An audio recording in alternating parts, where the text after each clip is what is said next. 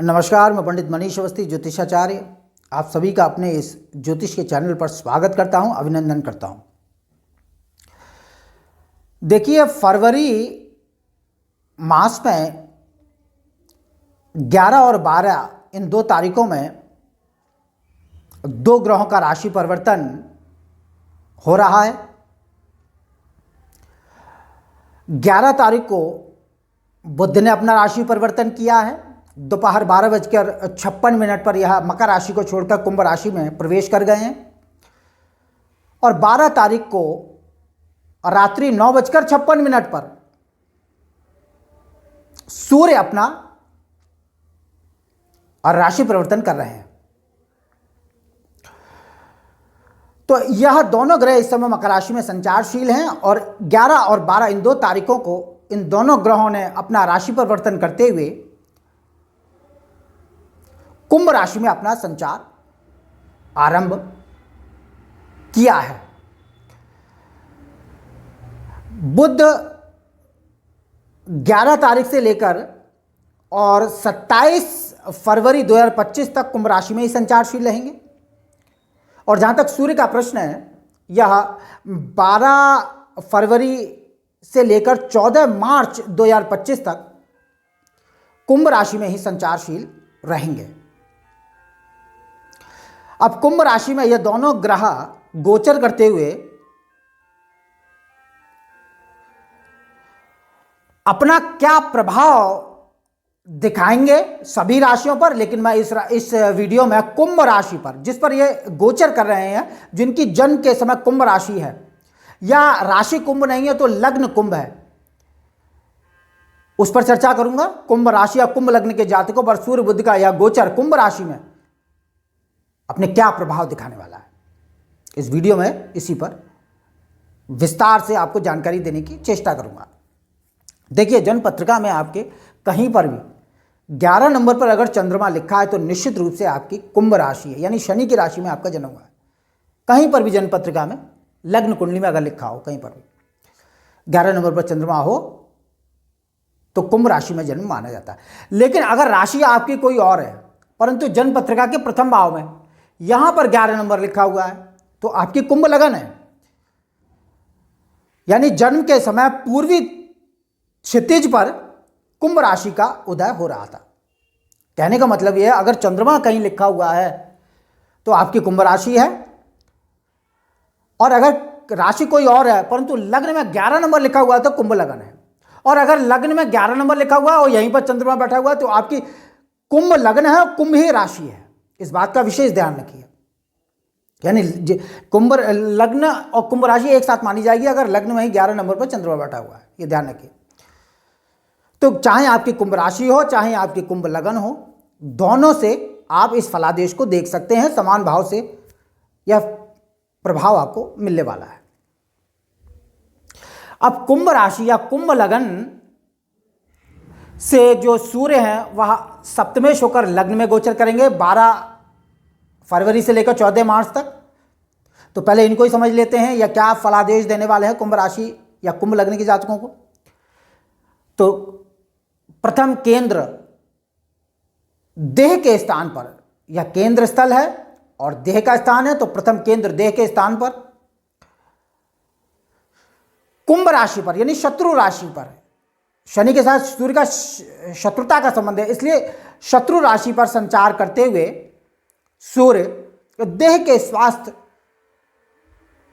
में कुछ कमजोरी दिखाएंगे क्योंकि शत्रु राशि पर संचारशील रहेंगे, और सुंदरता में भी कुछ कमी रहेगी, परंतु देह में प्रभाव की शक्ति निश्चित रूप से प्राप्त होगी क्योंकि सूर्य तेज और प्रभाव और प्रकाश के कारक ग्रह हैं। लग्न में ही गोचर करेंगे, निश्चित रूप से देह में प्रभाव की शक्ति तो देंगे ही देंगे, इसमें कोई संदेह नहीं है। और लग्न में गोचर करते हुए सूर्य आपके लग्न में गोचर करते हुए कुछ चिंता और फिक्र का योग भी प्रदान करेंगे, इतना ध्यान रखिए, क्योंकि शत्रु राशि में गोचर करेंगे इसलिए कुछ चिंता और फिक्र का योग भी सूर्यदेव देने वाले हैं, इसमें कोई संदेह नहीं है। और साथ में लग्न में गोचर करते हुए सप्तम दृष्टि से सप्तम जीवन साथी और दैनिक रोजगार के भाव को स्वक्षेत्र में देखेंगे सिंह राशि पर, तो निश्चित रूप से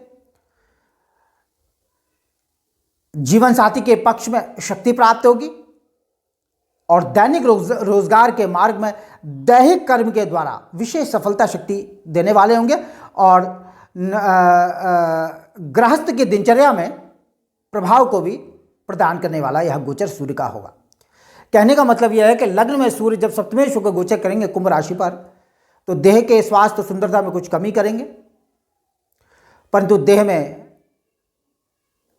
प्रभाव की शक्ति रहेगी। कुछ चिंता और फिक्र का योग तो देंगे ही देंगे, इसमें कोई संदेह नहीं है। और लग्न में सूर्य का गोचर होगा तो निश्चित रूप से मान और यश की प्राप्ति भी कराने वाला गोचर हो सकता है। कुछ यश और मान सम्मान की प्राप्ति भी हो सकती है। कुंभ राशि इस समय 7.5 के प्रभाव में है, यह नहीं भूलना चाहिए। 29 मार्च 2025 को 7.5 का आखिरी खंड आरंभ होगा और यह फरवरी 2028 तक, जहाँ तक मेरी समझ है अभी, और यह 7.5 इस पर चलेगी कुंभ राशि पर। तो यहाँ तक ये राशि थोड़ा सा शनि के प्रभाव, शनि की 7.5 के प्रभाव में तो है,